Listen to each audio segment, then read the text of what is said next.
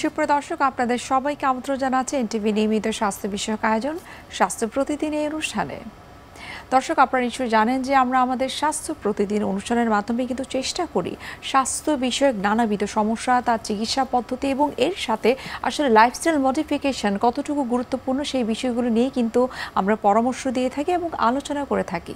সুপ্রিয় দর্শক, আমি নুসরাত জাহান দীপা আজ আপনাদের সঙ্গে রয়েছি এবং আমাদের আজকের আলোচ্য বিষয় হচ্ছে দীর্ঘমেয়াদী হাঁটু ব্যথা এবং পায়ের গোড়ালির ব্যথায় শক ওয়েভ থেরাপি চিকিৎসা। আর এই বিষয়টি নিয়ে কথা বলার জন্য আজ আমাদের সঙ্গে স্টুডিওতে উপস্থিত রয়েছেন একজন বিশেষজ্ঞ চিকিৎসক। অনুষ্ঠানের শুরুতেই চলুন দর্শক আপনারা পরিচিত হয়ে নিয়ে আমাদের সেই অতিথির সঙ্গে। শামসুল হক নাদিম 1983 সালের ডিসেম্বর মাসে নরসিংদী জেলায় জন্মগ্রহণ করেন। তিনি 2006 সালে বাংলাদেশ হেলথ প্রফেশনাল ইনস্টিটিউট থেকে ব্যাচেলর অব ফিজিওথেরাপি ডিগ্রি অর্জন করেন। এরপর তিনি চিকিৎসা বিজ্ঞানে উচ্চতর পিজিটি অফ রিজেনারেটিভ থেরাপির উপর ডিগ্রি লাভ করেন। বর্তমানে তিনি অ্যাডভান্স রিজেনারেটিভ সেন্টারে রিজেনারেটিভ থেরাপি প্র্যাকটিশনার হিসেবে কর্মরত। আপনাকে স্বাগত জানাচ্ছি আমাদের আজকের অনুষ্ঠানে।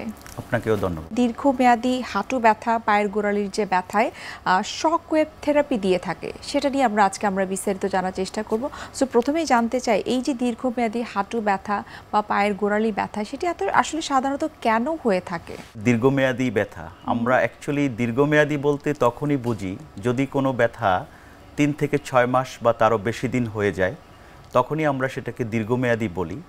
এখন দীর্ঘমেয়াদী হাঁটুর ব্যথা এবং পায়ের গোড়ালির ব্যথা সাধারণত হাঁটুতে আপনি জানেন যে বয়স বৃদ্ধির সাথে সাথে শরীরের ওজন বাড়ার কারণে অস্টিও আর্থ্রাইটিসটা খুবই কমন একটা সমস্যা, বা হাঁটুতে বাতের সমস্যা যেটা বলি আমরা। অস্টিও আর্থ্রাইটিস সাধারণত তখনই আমরা বলি যখন বয়স বৃদ্ধির কারণে বা শরীরের ওজনের কারণে হাঁটুতে যে কার্টিলেজ থাকে অথবা তরুণাস্থি থাকে, তরুণাস্থিতে যদি কোনো কারণে পানির পরিমাণ বেড়ে যায় এবং প্রোটিনের পরিমাণ কমে যায়, তখন হাঁটুর উপরে যে প্রলেপটা থাকে, যেটাকে আমরা কুরকুরি বলি বা কচকচ অংশ বলি, সেটাতে ক্ষয় হয় এবং ক্ষয় হয়ে সেটা যেটা মসৃণ থাকার কথা সেটা অমসৃণ হয়ে যায়, যার ফলে চলাফেরা করতে সমস্যা হয় এবং কখনো কখনো হাঁটুতে খুবই ব্যথা হয়, হাঁটু ফুলে যায়, নাড়াচাড়া করতেও সমস্যা হয়। এছাড়াও হাঁটুতে কখনো কখনো দেখা যায় লিগামেন্টের প্রবলেম থেকেও এই ধরনের সমস্যা হতে পারে। আরেকটা যেটা পায়ের গোড়ালিতে সাধারণত বেশ কয়েকটা প্রবলেম হয়, তবে খুব কমনলি আজকাল আমরা যে সমস্যাগুলো দেখছি, একটাকে বলে প্লান্টার ফাসাইটিস, অর্থাৎ পায়ের গোড়ালি থেকে আঙ্গুল পর্যন্ত স্ট্রিং বা টানার মতো একটা থাকে, যেটা আমাদের পায়ের আর্চ মেনটেন করে। আচ্ছা, এখন কোনো কারণে যদি দেখা যায় যে ওই প্লান্টার ফাসাইটিস বা ফাসার মধ্যে ইনফ্লামেশন হয়, অর্থাৎ প্রদাহ হয়, তখন এটাকে প্লান্টার ফাসাইটিস বলে। এছাড়াও আরও একটা প্রবলেম হয়, পায়ের গোড়ালিতে হাড় বেড়ে যায়, ছোট্ট হুকের মতো হাড় বেড়ে যায়, যেটাকে ক্যালকিনিয়াম স্পার বলে। আরও একটি কমন প্রবলেম দীর্ঘমেয়াদী আমরা সাধারণত এই ধরনের রোগীগুলো পেয়ে থাকি, সেটা হলো অ্যাকিলিস টেন্ডেনাইটিস, অর্থাৎ পায়ের গোড়ালির পিছন দিকে লম্বা যে মাসেলটা আছে, কাফ মাসেল, এটা যেখানে এসে শেষ হয়েছে, সেখানে শরীরের ওজনের কারণে দীর্ঘক্ষণ দাঁড়িয়ে যারা কাজ করে, অনেক সময় যারা লম্বা সময় ধরে হিল জুতা ইউজ করে, তাদের ক্ষেত্রে ওই টেন্ডনটার মধ্যে ইনফ্লামেশন হয়ে দীর্ঘমেয়াদী এই সমস্যাগুলো হয়। সাধারণত মহিলারা সাধারণত একটু উঁচু হিল পরতে পছন্দ করি। এই উঁচু হিল পরার কারণে আসলে কি কি অসুবিধা হতে পারে, বা আসলে এটা আমাদেরকে অ্যাভয়েড করা উচিত কিনা?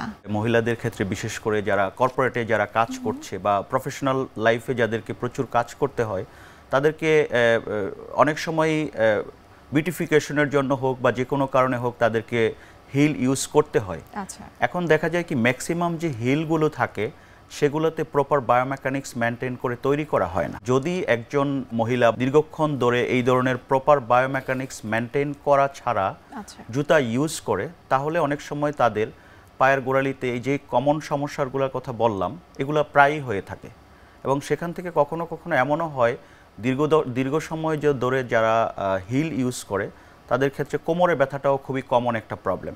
অনেক সময় দেখা যায় হিপ জয়েন্টেও সমস্যা হয়ে যায় সেখান থেকে। এই ক্ষেত্রে আসলে করণীয় কি? যারা আসলে খুব রেগুলার বেসিসে, যেটা আপনি বলছিলেন যে কাজের কারণেই অনেক সময় দেখা যায় যে হিল পড়তে হচ্ছে এবং সেখান থেকে অনেক সময় দেখা যায় কোমরে ব্যথা হচ্ছে, তো এই ক্ষেত্রে আসলে এটাকে নিরাময় করার জন্য আমাদের কি করণীয়? মূলত বিষয়টা হলো প্রপার বায়োমেকানিক্স অর্থাৎ প্রপার শু ইউজ করা। আচ্ছা। আমরা যারা আর্গোনমিক্স নিয়ে কাজ করি অর্থাৎ মানুষের কিভাবে বসে কাজ করবে বা তার কিভাবে তার শু হওয়া উচিত, এই ধরনের মডিফিকেশনগুলো নিয়ে আমরা যারা কাজ করি, আমরা সবসময় যেটা বলি যে কন্টিনিউয়াস দীর্ঘ সময় ধরে হাই হিল ইউজ না করা। এখন প্রফেশনাল কারণে কাউকে যদি ইউজ করতে হয়, একটা সার্টেন টাইম পর পর সেটাকে চেঞ্জ করা, দীর্ঘক্ষণ ইউজ না করা। এবং হিলের সাথে যদি কারো অতিরিক্ত ওজনের আধিক্য থাকে, সেই ক্ষেত্রে এটা খুবই কমন একটা প্রবলেম হয়ে যায়। আমাদের সাজেশন থাকে সবসময় যে একটা সার্টেন টাইম পর পর গ্যাপ দিয়ে দিয়ে ইউজ করা এবং ফ্ল্যাট শুজ ইউজ করা। যদি সেই তাকে হিল ইউজ করতেই হয়, সেটা পেন্সিল হিল না ইউজ করে ফ্ল্যাট অনেক সময় হাই হিল পাওয়া যায়, সেগুলোকে ইউজ করা। আমরা কত ইঞ্চি পর্যন্ত তার জন্য খুব সেফ হবে? অ্যাকচুয়ালি এটা যার যার হাইট অনুযায়ী এটা মেনটেন করা হয়। মূলত বিষয়টা হলো যে সে যতটুকু হাইটের হিলই ইউজ করুক, সেটা যেন ফ্ল্যাট হয় এক কথায়। আমাদের দেশে ম্যাক্সিমামই আজকাল মহিলাদের ক্ষেত্রে দেখা যায় যে, যেটা আমি বলছিলাম যে অস্টিও আর্থ্রাইটিস, এই অস্টিও আর্থ্রাইটিসের ক্ষেত্রে খুবই কমন একটা কারণ হলো ওভারওয়েট, এক্সেস ওয়েট।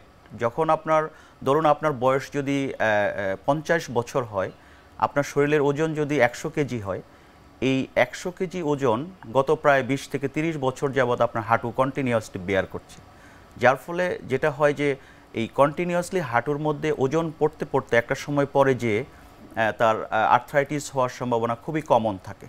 এটা আমরা খুবই পাচ্ছি, যাদের অতিরিক্ত ওজনের আধিক্য তাদের ক্ষেত্রে অস্টিও আর্থ্রাইটিসের সমস্যাটা খুবই কমন, এবং পায়ের গোড়ালির সমস্যা, পায়ের গোড়ালিতে সমস্যা যাদের হচ্ছে, এটার সাথে আসলে ভিটামিন ডি ডেফিসিয়েন্সির কোনো রিলেশন রয়েছে কিনা, এবং এক্ষেত্রে লাইফস্টাইল মডিফিকেশনটা আসলে কতটুকু গুরুত্বপূর্ণ?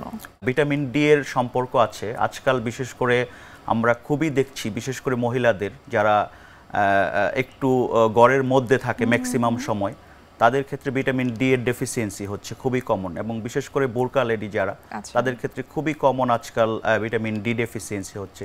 ইভেন পুরুষদের মধ্যেও হচ্ছে ভিটামিন ডি ডেফিসিয়েন্সি। বা আমরা যদি দেখি যে আসলে বাংলাদেশের প্রেক্ষাপটে কিন্তু অধিকাংশ মানুষেরই কিন্তু ভিটামিন ডি রেঞ্জটা অনেক কম থাকে। মূলত কারণ এক হলো খাদ্যাভ্যাস, প্রপার ডায়েট একটা খুব ইম্পর্টেন্ট বিষয়। পাশাপাশি আপনার ল্যাক অফ এক্সারসাইজ, অথবা আপনি বলতে পারেন সিডেন্টারি লাইফস্টাইল। আরেকটা খুবই কমন যেটা হচ্ছে আজকাল আমাদের ঘুমের সমস্যা, স্লিপিং প্যাটার্ন ঠিক নেই, এবং এগুলা থেকে আজকাল প্রায় আমাদের ভিটামিন ডি ডেফিসিয়েন্সি হচ্ছে। অনেকের ক্ষেত্রে দেখা যায় স্ট্রেসও এখানে কমন একটা কারণ। তো সেই সব ক্ষেত্রে আমরা যেটা বলি সবসময় প্রপার ডায়েট মেনটেন করা। ডায়েট অ্যান্ড নিউট্রিশনের এখানে খুব ইম্পর্টেন্ট একটা রোল থাকে, তার খাদ্যাভ্যাস, এবং পাশাপাশি হলো তাকে লাইফস্টাইলের ক্ষেত্রে প্রপার টাইমে তাকে ঘুমানো, স্লিপের সাথে সাথে তার প্রপার পানি ইনটেক করা, যেন ডিহাইড্রেটেড না হয়ে যায়। এই জিনিসগুলো খুব ইম্পর্টেন্ট। হাঁটুতে আর্থ্রাইটিস হয়ে থাকে, যেটাকে আমরা অস্টিও আর্থ্রাইটিস বলে থাকি। এই অস্টিও আর্থ্রাইটিস আসলে কি? অস্টিও আর্থ্রাইটিস মানে হলো, অস্টিও মানে হলো জয়েন্ট, আর্থ্রাইটিস মানে এক ধরনের বাত বা প্রদাহ। হাঁটুর যে জয়েন্টটা আছে, জয়েন্টের উপর একটা প্রলেপ থাকে যেটা কচকচ করে, কার্টিলেজ বা তরুণাস্থি বলি আমরা। একটা বয়সের পরে, বয়সের কারণে অথবা যে কোনো কারণে, আঘাত লেগে হতে পারে বা যে কোনো কারণে হতে পারে, ওই যে তার তরুণাস্থি থাকে বা কার্টিলেজ থাকে, কার্টিলেজটা উপর একটা লেয়ার থাকে যেখানে হাইলোরনিক অ্যাসিড থাকে, যার ফলে এটা স্মুথ হয়। এই যে স্মুথ জায়গাটা, ওইটা কোনো কারণে ক্ষয় হয়ে যে জয়েন্টের ভিতরে যে ফ্লুইড থাকে, যেটাকে সাইনোভিয়াল ফ্লুইড বলে, ওই ফ্লুইডের সাথে মিক্স হয়ে যায়, এবং মিক্স হয়ে যাওয়ার পরে এখানে যেটা হয় যে তার জয়েন্টের স্পেসে যে পরিমাণ জায়গা থাকার কথা ছিল সেই পরিমাণ জায়গা থাকে না, অর্থাৎ ল্যাক অফ জয়েন্ট স্পেস হয়। সেখান থেকে প্রথম দিকে যেটা হয় যে একদম আর্লি স্টেজে কিছু শুরুর দিকে ব্যথা হয়, ব্যথা হওয়ার পাশাপাশি জয়েন্টটা একটু টেম্পারেচার বেড়ে যায়, হাত দিয়ে যখন প্লেস করে তখন সে বুঝতে পারে যে এখানে একটু গরম হয়ে গেছে। এছাড়াও যেটা হয় যে অনেক সময় তার নাড়াচাড়া করতে প্রবলেম হয় শুরুর দিকে। এই অবস্থায় যারা সেটাকে মেনটেন না করে, পরবর্তীতে অনেক সময় দেখা যায় যে সে দীর্ঘক্ষণ দাঁড়িয়ে থাকতে পারছে না, সিঁড়ি দিয়ে একদমই উঠানামা করতে পারছে না, নিচে বসে নামাজ পড়তে পারছে না, খুবই ইম্পর্টেন্ট, যেটা আমাদের দেশে খুবই এটাকে খুবই ইমোশনালি দেখা হয়। হ্যাঁ, যে নামাজ পড়তে পারছে না। আমাদের কাছে অনেক রুগীরা এসে বলে যে আমি আগে নামাজ পড়তে পারতাম, এখন আমি নামাজ পড়তে পারছি না। ইভেন এমন হয় যে একটা সময় পরে যখন সেটা খুব ডিপার স্টেজে চলে যায়, আচ্ছা, তখন অনেক সময় রেস্টেও তাদের ব্যথা হচ্ছে। কখনো হাঁটু নাড়াচাড়া করলে হাঁটুর ভিতরে কটকট শব্দ হচ্ছে, মুভমেন্টে দেখা যায় অনেক সময় রেস্ট্রিক্টেড হয়ে যাচ্ছে, অর্থাৎ তার স্বাভাবিক জীবনযাত্রা ব্যাহত হচ্ছে। অনেকটা অনেকটা। স্যার, আপনার কাছে এখন একটু জানতে চাই, আপনি বলছিলেন যে পায়ের গোড়ালিতে হাড় বেড়ে গেলে বা যেটিকে আমরা বলি প্ল্যান্টার ফ্যাসাইটিস, এই প্ল্যান্টার ফ্যাসাইটিস সম্পর্কে একটু জানতে চাই যে এটা আসলে কেন হয় বা এটার লক্ষণগুলো আসলে কি কি? পায়ের গোড়ালিতে মূলত দুইটা সমস্যা হয়। একটা আপনি যেটা বললেন যে হাড় বেড়ে যায়, এটাকে আমরা বলি ক্যালকেনিয়াম স্পার। অর্থাৎ আমাদের পায়ের গোড়ালিতে যে হাড়টা থাকে ক্যালকেনিয়াম বোন, এই বোনটার নিচের দিকে একটা হুকের মতো তৈরি হয়। এটা অনেক সময় শক্ত জুতা পরার কারণে হতে পারে, অনেক সময় ওজনের কারণে হতে পারে, অনেক সময় বয়স বৃদ্ধির কারণে হতে পারে, কখনো কখনো কোনো কারণ ছাড়াও হতে পারে। আচ্ছা, এছাড়া আরেকটা খুব কমন প্রবলেম যেটা বললেন যে প্লান্টার ফ্যাসাইটিস। প্লান্টার ফ্যাসাইটিস অর্থাৎ হলো আমাদের পায়ের গোড়ালি থেকে পায়ের আঙ্গুল পর্যন্ত যে টানার মতো থাকে, ওখানে আপনার ক্ষয় হয়। এটা দীর্ঘ সময় দাঁড়িয়ে কাজ করার কারণে হয়। অনেক সময় যারা দীর্ঘক্ষণ, অনেক সময় আমরাই হয়তো এক্সারসাইজ করার জন্য সাজেস্ট করি, কিন্তু যারা অতিরিক্ত হাঁটে, অতিরিক্ত দৌড়াচ্ছে, তাদের ক্ষেত্রেও কখনো কখনো আমরা এই জিনিসগুলো পাচ্ছি, প্লান্টার ফ্যাসাইটিসটা। তো এই জাতীয় সমস্যাগুলো হলে সাধারণত যে প্রবলেমটা হয়, ধরুন একজন মানুষের যখন এই প্রবলেমটা হচ্ছে, সে সকালবেলা ঘুম থেকে উঠেই প্রথম 3-4 স্টেপ দিতে পারবে না, আচ্ছা, প্রচুর ব্যথা, এবং 4-5 স্টেপ দেওয়ার পরে আস্তে আস্তে সেটা কমে যাচ্ছে, কিন্তু কিছুক্ষণ বসে আছে, বসে থাকার পরে উঠে আবার সে হাঁটতে পারছে না। আচ্ছা, হয়তো 4-5 স্টেপ খুব কষ্ট করে হাঁটছে, তারপরে আস্তে আস্তে করে কমছে। এছাড়া দেখা যায় অনেক সময় এরকম হচ্ছে যে দীর্ঘক্ষণ সে কোথাও দাঁড়িয়ে আছে, দাঁড়িয়ে থাকার পরে তার ব্যথা শুরু হয়ে যাচ্ছে। এই জাতীয় প্রবলেমগুলো বিশেষ করে আপনার সকালের দিকে একটু বেশি হয়, দিন বাড়তে বাড়তে আস্তে আস্তে সেগুলো কমতে থাকে। এক্ষেত্রে আসলে আপনাদের ট্রিটমেন্ট প্রোটোকলটা কিরকম হয়ে থাকে? বেসিক্যালি এই ধরনের যে দীর্ঘমেয়াদী ব্যথাগুলো আছে, এগুলো আমরা প্রথম দিকেই যেটা বলি, সাধারণত একজন বিশেষজ্ঞ চিকিৎসকের কাছে যখন যায়, তখন তারা হয়তো এক্স রে বা এমআরআই, কখনো কখনো ম্যানুয়ালি তাদেরকে চেক করে বিশ্রাম নেওয়ার পাশাপাশি হয়তো ঔষধ, পরবর্তীতে কিছুদিন ফিজিওথেরাপি সাজেস্ট করে। তো অনেক সময় দেখা যায় এরকম হয় যে হয়তো 50 থেকে 60-70% রোগী বিশ্রাম নেওয়ার পাশাপাশি যদি সঠিক ফিজিওথেরাপি নেয়, তখন অনেক সময় ঠিক হয়ে যায়। আচ্ছা, কিন্তু রেস্ট অফ দ্য 30 থেকে 40% পেশেন্ট যারা আছে, তাদের মূলত যেটা হয় যে তারা হয়তো ঔষধ খেলো, ফিজিওথেরাপিও করলো, কখনো কখনো স্টেরয়েড ইনজেকশনও নিয়েছে, কিন্তু খুব ভালো আউটপুট আসতেছে না। অ্যাকচুয়ালি তাদেরকে আমরা সাজেস্ট করি আজকাল রিজেনারেটিভ থেরাপির জন্য। আচ্ছা, রিজেনারেটিভ থেরাপি হলো মূলত আপনার এখানে যে থেরাপিগুলোর মাধ্যমে আপনার আমার বডিতেই কিছু নিজস্ব গ্রোথ ফ্যাক্টর আছে, যেগুলোকে কাজে লাগিয়ে টিস্যুকে নতুন করে হিলিং করা যায়, এবং যেগুলো সাধারণত নিজস্ব গ্রোথ ফ্যাক্টর থেকে হয়, যার রোগীর শরীরের থেকেই গ্রোথ ফ্যাক্টর। এখানে মূলত আমরা দুইটা পারপাস বা দুইটা প্রসিডিউর করি।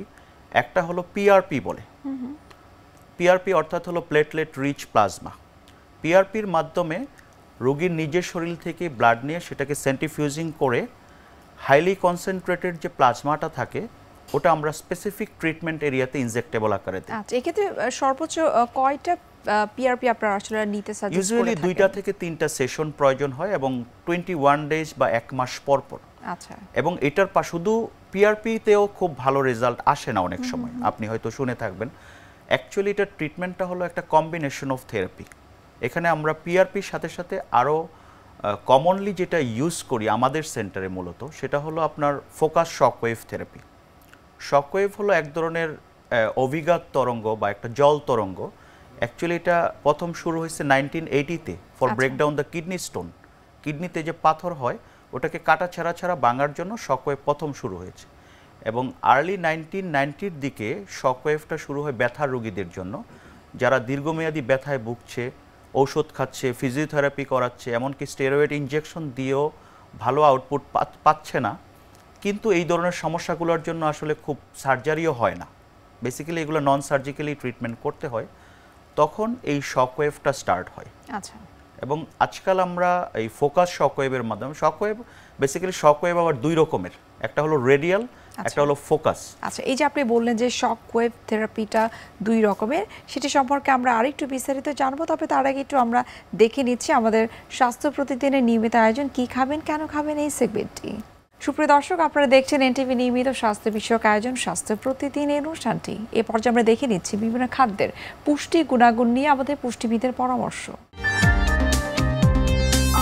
প্রিয় দর্শক, আজকাল অনেকেই কিন্তু দেখা যাচ্ছে যে বলে যে আমরা ইউরিক অ্যাসিডের প্রবলেমে ভুগছি, অর্থাৎ রক্তে যখন ইউরিক অ্যাসিডের মাত্রা বেড়ে যায় সেটাকে আমরা হাইপার ইউরেসেমিয়া বা ইউরিক অ্যাসিডের মাত্রা বেড়ে যাওয়া বলি। এই রক্তে যে রেঞ্জে ইউরিক অ্যাসিডের মাত্রা থাকতে হয় তার স্বাভাবিকের তুলনায় একটু বেড়ে গেলেও কিন্তু অনেকেরই কমপ্লেইন হয়, পায়ে ব্যথা বা অনেক সময় জ্বালা পোড়া করে, ক্র্যাম্পিং করে। তো সেই ক্ষেত্রে সবাইকে অবশ্যই ডক্টরের কাছে যে ব্লাড টেস্ট করিয়ে প্রয়োজনীয় ওষুধ গ্রহণ করতে হয়। তবে এটাও ঠিক যে ইউরিক অ্যাসিডের মাত্রা কমাতে ওষুধের চেয়ে সবচেয়ে বেশি কার্যকরী হচ্ছে একটি প্রপার ডায়েট। কেননা ডায়েটের মাধ্যমে আপনি খুব সহজেই আপনার ব্লাডের ইউরিক অ্যাসিডের মাত্রা কিন্তু কমিয়ে ফেলতে পারেন। কেননা দর্শক, খাবারে দেখা যায় পিউরিনের মাত্রা বা পিউরিন সমৃদ্ধ খাবার বেশি খেলে ইউরিক অ্যাসিডের মাত্রা অনেক বেশি বেড়ে যায়। এবং ইউরিক অ্যাসিডের মাত্রাকে স্বাভাবিক করতে এই পিউরিন সমৃদ্ধ খাবার যেমন টমেটো, শসা, গাজর এবং যে কোনো লাল রঙের সবজিকে অ্যাভয়েড করতে বলা হয়। এই সময় ডাল বা ডাল জাতীয় খাবারগুলোকে অ্যাভয়েড করলে আপনি অনেক সহজে আপনার ব্লাডের ইউরিক অ্যাসিডের মাত্রা কমাতে পারবেন। মাংসের ক্ষেত্রে বলা হয় যে পাখির মাংস যেমন কবুতর বা হাঁস এই জাতীয় মাংস এবং গরু খাসির মাংসকে এড়িয়ে চলা অবশ্যই উচিত। সেই সাথে বিভিন্ন অর্গান মিট যেমন কলিজা, গিলাম, মগজ এই জাতীয় অর্গান মিটগুলোকে অবশ্যই আপনার খাদ্য তালিকা থেকে বাদ দিতে হবে। রক্তে ইউরিক অ্যাসিডের মাত্রা বেড়ে গেলে প্রোটিনের জন্য আপনি ডিমের সাদা, দুধ, টক দই অথবা মাছ থেকে আপনার প্রোটিনের চাহিদা মেটাতে পারেন। যেহেতু আমরা অনেক বেশি প্রোটিন সমৃদ্ধ খাবারগুলোকে এই সময় অ্যাভয়েড করতে বলি, তাই সারাদিনে প্রোটিনের চাহিদা মেনটেন করার জন্য এই খাবারগুলো আপনাকে সাহায্য করে থাকবে। ইউরিক অ্যাসিডের মাত্রা বেড়ে গেলে পিচ্ছিল জাতীয় সবজি যেগুলো আছে যেমন ঢ্যাঁড়স, ফুলকপি এবং আরও অন্যান্য কচুর লতি বা মুখি এগুলোও কিন্তু আপনাকে অ্যাভয়েড করতে হবে। সাধারণত সবুজ পানীয় সবজি যেমন লাউ, চাল কুমড়া, পটল, ঝিঙ্গা, চিচিঙ্গা এগুলো আপনার খাবারের তালিকায় বেশি করে রাখবেন। অবশ্যই পানি খেতে ভুলবেন না, কেননা দর্শক, পানি কিন্তু আপনার ইউরিক অ্যাসিডকে ইউরিনের মাধ্যমে বের করে ব্লাডের থেকে ইউরিক অ্যাসিডের মাত্রা নিয়ন্ত্রণে সাহায্য করে থাকে। তবে আপনি খাবারকে নিয়ন্ত্রণ করে 2 মাস পর অবশ্যই আপনার ইউরিক অ্যাসিডটি পরীক্ষা করে দেখুন। সেই ক্ষেত্রে এটির মাত্রা নর্মাল হয়ে গেলেও ঝট করে আপনার বাদকৃত খাবারগুলোকে তালিকায় আবার শুরু করবেন না। আস্তে আস্তে ডায়েটিশিয়ানের পরামর্শ মতে অথবা ডক্টরের সাথে কথা বলে তারপর আপনাকে সেই খাবারগুলো আবার পরবর্তীতে গ্রহণ করা যেতে পারে। সুতরাং ইউরিক অ্যাসিডের মাত্রা বেড়ে গেলে আপনি অবশ্যই আপনার ডায়েট ঠিক করে ফেলুন। সেই ক্ষেত্রে আপনি নিজেকে অনেক তাড়াতাড়ি সুস্থ করে তুলতে পারবেন। স্যার, আপনার কাছে এখন একটু জানতে চাই যে দীর্ঘদিনের এই ধরনের ব্যথায় রিজেনারেটিভ থেরাপি বা শক ওয়েভ থেরাপি আসলে কিভাবে কাজ করতে পারে? রিজেনারেটিভ থেরাপি মূলত কাজ করে আমাদের শরীরের ভিতরেই কিছু নিজস্ব গ্রোথ ফ্যাক্টর থাকে যেগুলো আমাদের শরীরকে আবার পুনরায় পুনর্জীবিত করতে পারে, অর্থাৎ এক কথায় যদি বলি গেম চেঞ্জ করতে পারে। তো এই গ্রোথ ফ্যাক্টরগুলো বেসিক্যালি 2 রকমের থাকে, একটা হলো সুপারফিশিয়াল, একটা হলো ডিপার। তো ডিপার যে গ্রোথ ফ্যাক্টরগুলো এগুলো আমাদের ব্লাডের অনুচক্রিকাতে থাকে, অর্থাৎ আমাদের প্লাজমার মধ্যে থাকে। আর সুপারফিশিয়াল যে গ্রোথ ফ্যাক্টরগুলো থাকে এগুলো হলো শকওয়েভের মাধ্যমে। বেসিক্যালি এখানে আপনি একটা টার্ম হয়তো আজকাল খুব শুনে থাকবেন, নাইট্রিক অক্সাইড। এই নাইট্রিক অক্সাইড আমাদের শরীরে এক ধরনের এনজাইম যেটা আমাদের বডিতে মূলত টিস্যুকে রিপেয়ার করার ক্ষেত্রে কাজ করে। এবং আমাদের যে অ্যান্টিঅক্সিডেন্ট থাকে বডিতে, যেগুলো আমাদের শরীরে কিছু ফ্রি রেডিক্যালস থাকে, এগুলাকে কিল করে মূলত কাজ করে। তো এইখানে এই শকওয়েভের পাশাপাশিও আমরা আজকাল খাদ্যাভ্যাসকে খুবই জোর দিচ্ছি পেশেন্টের ক্ষেত্রে, তাদের প্রপার লাইফস্টাইলের ক্ষেত্রে আমরা খুবই জোর দিচ্ছি। এছাড়া মূলত এখানে বিষয়টা হলো এই যে শকওয়েভ এবং প্লাজমা, যেহেতু এটা পেশেন্টের নিজস্ব ব্লাড থেকে বা এক্সটার্নাল একটা প্রসিডিউরের মাধ্যমে, সেহেতু এগুলা মূলত তার বডি থেকেই কাজ করে এক কথায় আচ্ছা, যদি বলি। আচ্ছা, অর্থাৎ আপনি যেটি বলছেন যে এই ধরনের শকওয়েভ থেরাপির পাশাপাশি আসলে স্বাস্থ্যসম্মত জীবনযাপন মেনটেন করাটা আসলে অনেক বেশি গুরুত্বপূর্ণ। আপনাকে অসংখ্য ধন্যবাদ। আমরা অনুষ্ঠানে একেবারে শেষ পর্যায়ে চলে এসেছি। আবারও ধন্যবাদ জানাচ্ছি এবং শুভকামনা এনটিভির পক্ষ থেকে। ধন্যবাদ আপনাকে। সুপ্রিয় দর্শক, এতক্ষণ আপনারা দেখছিলেন এনটিভি নিয়মিত স্বাস্থ্য বিষয়ক আয়োজন স্বাস্থ্য প্রতিদিন এই অনুষ্ঠানটি। এরপর আমরা দেখে নিচ্ছি আমাদের আগামী পর্বে কি থাকছে। রাইনোপ্লাস্টি একটা নাকের সৌন্দর্যবর্ধক একটা সার্জারি, যাতে যেখানে আসলে নাকের অনেক সময় দেখা যায় যে উঁচু নিচু নাক বা বাঁকা নাক বা নাকে ডিফর্মিটি হয়ে গেছে, এই ধরনের নাকে আমরা অস্ত্রোপচারের মাধ্যমে এই ডিফর্মিটি বা যেই অসুখটা আছে সেই অসুখটা এবং আকার আকৃতি এবং মেজারমেন্ট বা পরিমাপের একটা আমরা নিয়ে আমরা নাকটাকে স্বাভাবিক নাকে পরিবর্তন করার জন্য একটা চেষ্টা করি। যে সার্জারিটি সেটি হচ্ছে আসলে রাইনোপ্লাস্টি। বিশ্বের যে কোনো প্রান্ত থেকে যে কোনো সময় এনটিভি জনপ্রিয় অনুষ্ঠান স্বাস্থ্য প্রতিদিন দেখতে আপনারা ভিজিট করতে পারেন আমাদের পূর্ণাঙ্গ পোর্টাল www.ntvbd.com এ। এছাড়াও এনটিভির বিভিন্ন ধরনের জনপ্রিয় অনুষ্ঠান এবং নিউজ আপডেট পেতে আপনারা ভিজিট করতে পারেন আমাদের ইউটিউব চ্যানেল এবং ভেরিফাইড ফেসবুক পেজে। সুপ্রিয় দর্শক, আজ এখানে শেষ করতে হচ্ছে। দেখা হবে আবারও আপনাদের সঙ্গে। সে পর্যন্ত আপনারা ভালো থাকুন, সুস্থ থাকুন এবং সবসময় এনটিভির সঙ্গেই থাকুন।